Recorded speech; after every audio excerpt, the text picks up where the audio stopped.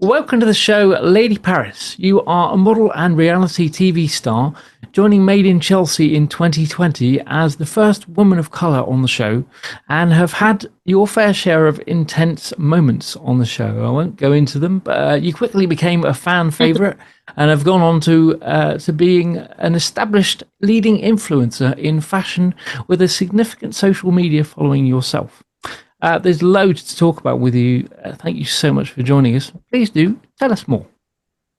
Hi guys, thank you so much for having me. Oh my god, so exciting. Skyler, also legend.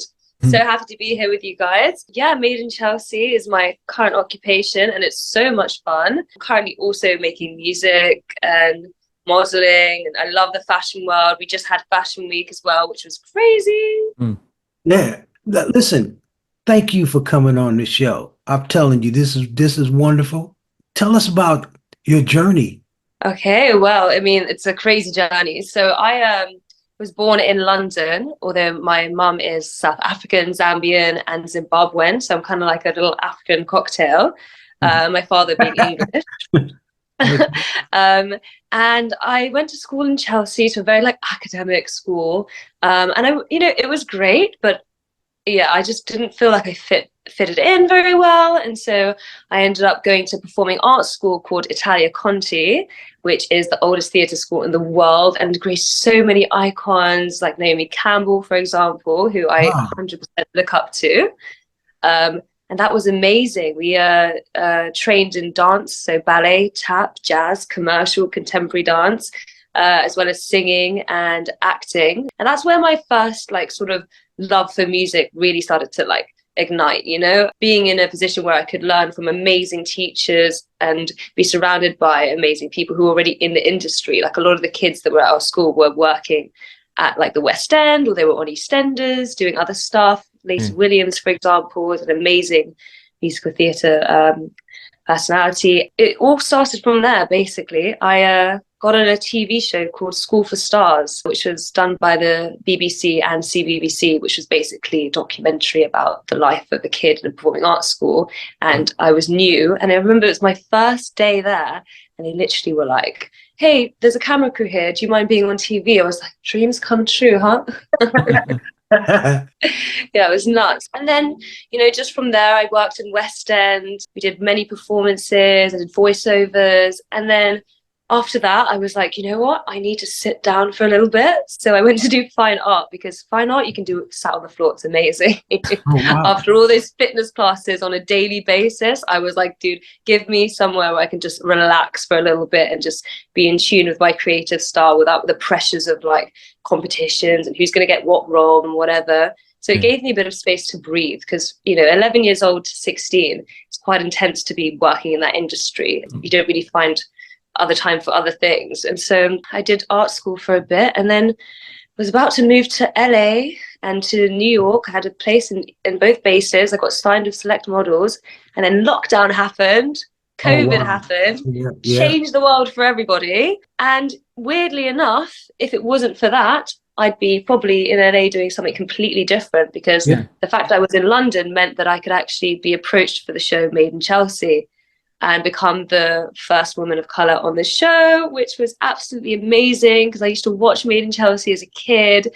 And so now to see myself there was just like phenomenal, You do so many beautiful things, but how much do you love singing? Oh, singing's always been my passion. There's literally a video from the School for Stars clip where it says, singing isn't just like a thing for me, it's like my passion.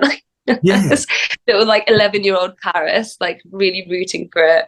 Yeah, I love singing. I mean, I'm the kind of person that you don't want to live with, because you'll just hear musical theatre songs banging in the bathroom on a constant basis. So you got to love musical theatre to even be within like 30 meters of me. Otherwise, you're going to hear me walking down the street going, there's no business like show business.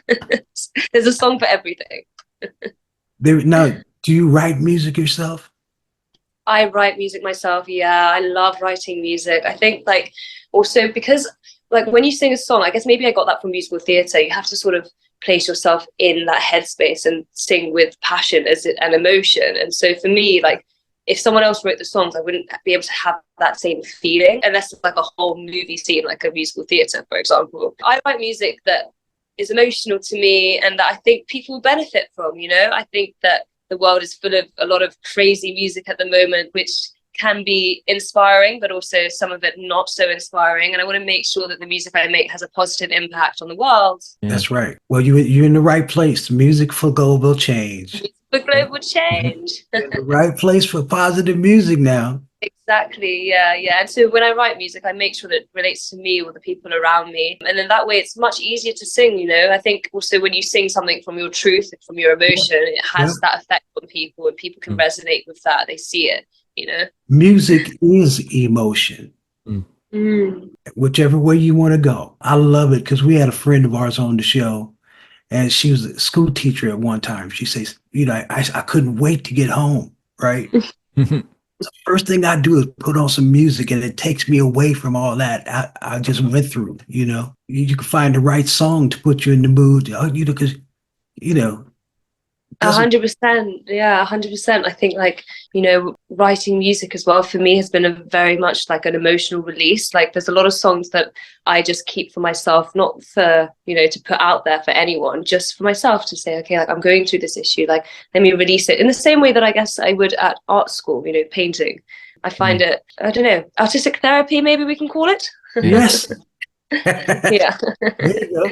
I'd like to mention noted sort of charity work that you do as well. You're working with British Heart Foundation and Children's Trust, among others. Tell us a bit about the work that you're doing with them and how that sort of started for you and what you've been up to with those guys. Yeah, amazing. Well, you know, charity work, I think it's really important when you have a platform to be able to use that to help people and to, you know, share the message of love and to get support for like issues that impact people on a daily basis. You know, at the moment, I am working with the Pink Ribbon Foundation. We're going to do like a really cool netball game. I don't know if I'm allowed to say actually, but we are doing a cool netball game full of celebrities where we're going to be raising money for breast cancer. And, you know, I have some family friends that are going through breast cancer and like, you know, therapy and stuff. And so for me, it's a really important issue. And I feel like, you know, I luckily have the time to be able to do these kind of things on top of the work that I do. And so, yeah, just being able to even be a part of that and to have the opportunity to use my platform to raise money for people and make people's day, make people happy and bring awareness is a beautiful thing. I have to thank God for that one. It's so easy to share. It's true. It's true. I think I did my first run for breast cancer at 15 when I was younger. So it's always been something that's in my heart, you know, to help people. And I got that from my mum. So she's always instilled that in me to make sure that we don't just, you know, take life for ourselves, but actually appreciate it and give back to the world. That's the most important thing you just said. Giving back and sharing and passing that along. Sharing the blessings. Sharing the blessings, sharing the education, all of it. The feeling is wonderful. I love hearing about your music side of it because, you know, if I can only inspire you to write social conscious music, positive social conscious music, a little different, right?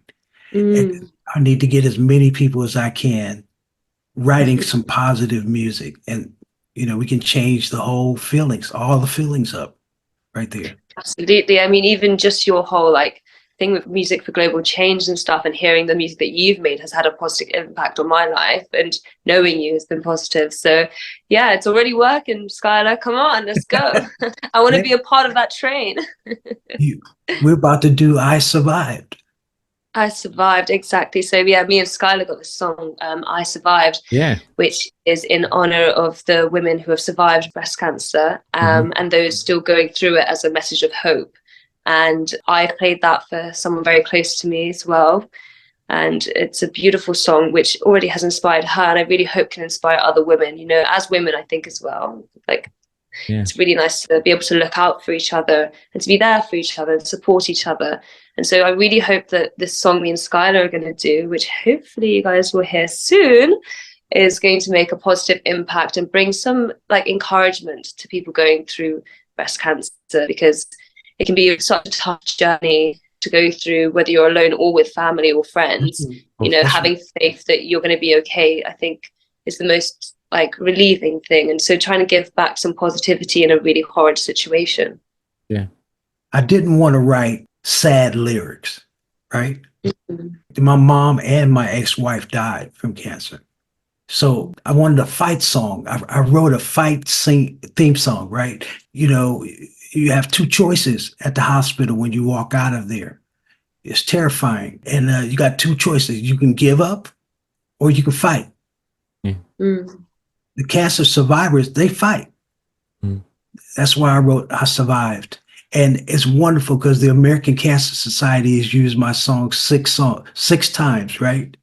And that's beautiful. I ain't made a dime from it, but you know what I mean? It's helping people. And that's what you got to do by giving back. And you can do that through music. Mm.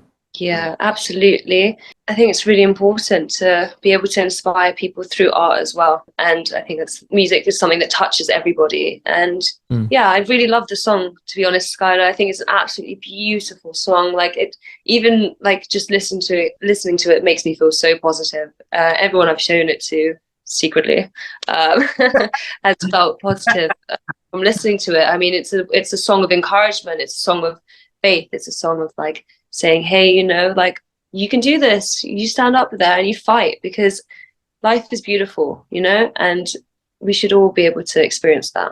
That song was performed in San Francisco at Golden Gate Park. And there's thousands of people out there, you know, the Pink Ribbon thing. And it's so wonderful because when my friend Sharon sang it, and I had no clue how many young people had cancer.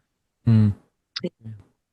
You know, to see everybody in the audience like that and all these young people, and they just gravitated to the stage as soon as that, because that song just, wow, I've seen what it's done at these, you know, events.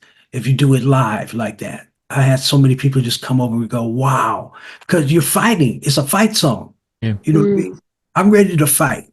Let's go. What do I need to do? Kind of thing, right? Yeah.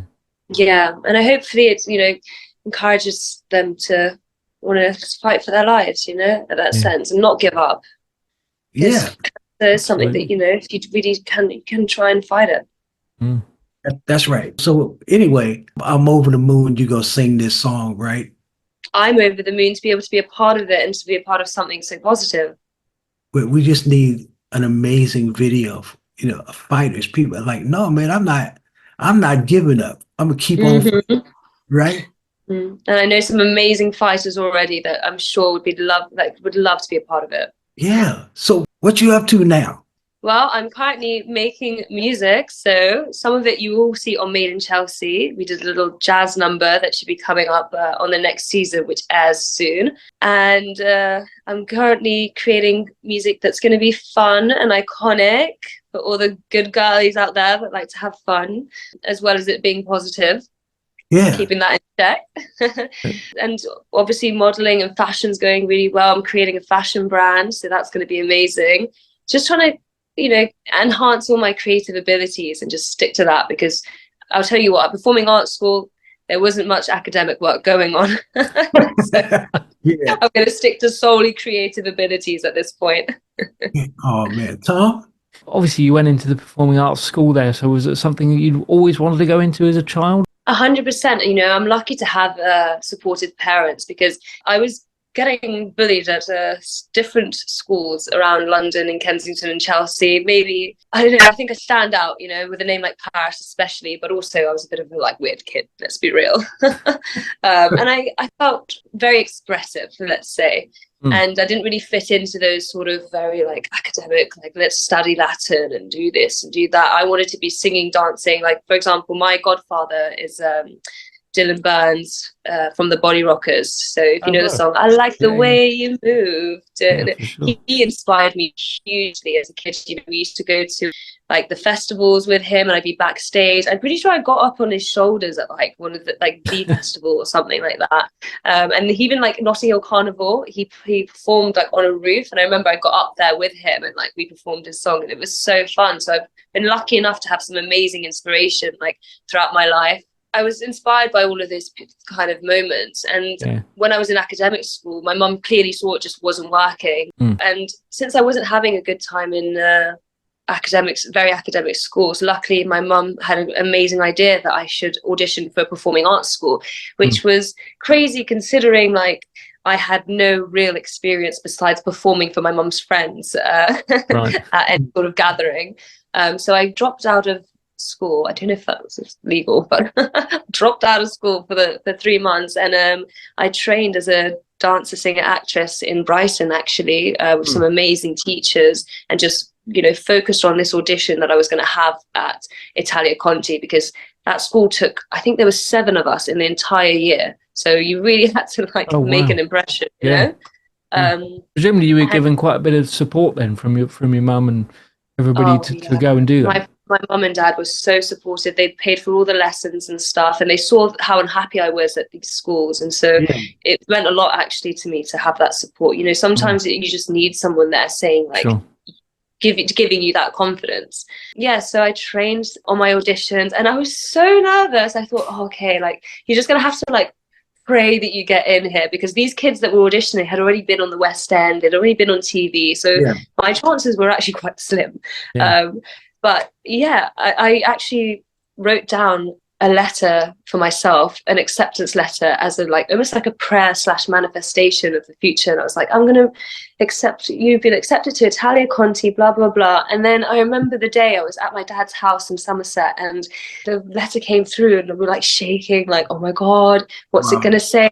We opened it, and it said I got in, and honestly, one of the happiest days of my entire life. It was so beautiful. I couldn't believe that I was going to be able to do what I love every single day for school.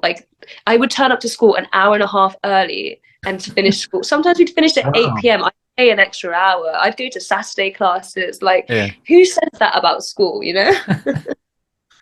I wish I could go back now. Luckily, I have a beautiful family friend whose daughter goes to the Brit school. So I kind of live vicariously through her, listening to her. She goes to the Brit school. And I just wished that I was going back there. It was so much fun. It was like High School Musical meets St. Trinian's, because you can wear what you want as well. I used to turn up in leather boots and cool jacket, pimp out my uniform. And they'd let you, because they let you be creative. They let you be who you wanted to be. And that for me was very important in my growth. So what's next now? Well, obviously the music being released, finally, taking a break after that sit down I spoke about. Girl, I sat down for a while. Wow. But now I'm back in it. I've been training, I've been working with you, Skyler, and I think it's all just going to be beautiful. This year for me is going to be my year of releasing music. So I'm just working on some songs privately at the moment, and then I'm going to drop a single, so you guys better watch out. Cool. The cool thing is you're doing so many things and you're great at it. You know what I mean? And it's repetition. So you do it so much. You're so ready for the camera every time that sucker come on. And then you can dance, you can model. Triple threat. Well, you add the modeling and the reality, it's quadruple quartet. That's so cool. Thank you. Thank you for coming on the show. Thank you so much for having me, Skyler. It's an honor. Come on, you're a legend in the industry, and just an amazing person in general. I love you, sister. I just want to know how you can be contacted. Social media obviously is your thing, so presumably you're on everything. So how do people get hold of where you are? Well, you can find me on Instagram or TikTok at Lady Paris Smith, and that is a real title. I know the bloody online people try and say it's not. I have the certificate, okay? I don't want to have to put it out, but I might do if anyone questions me again. It's Lady Paris Smith. Super easy. Okay. Yeah. Cool. So namaste. Thanks so much for joining us. Thank you so much for having me, guys. Oh, much love. Thanks for stopping by. Save the world. If we all get together, music can save the world. Yeah. Music can save the world. Music can save the world. If we all come together, music can save the world. There's an urgency Thank you so much for watching. To stay up to date, please click subscribe and hit the bell. You can also join our group on Facebook and find us on LinkedIn and Instagram.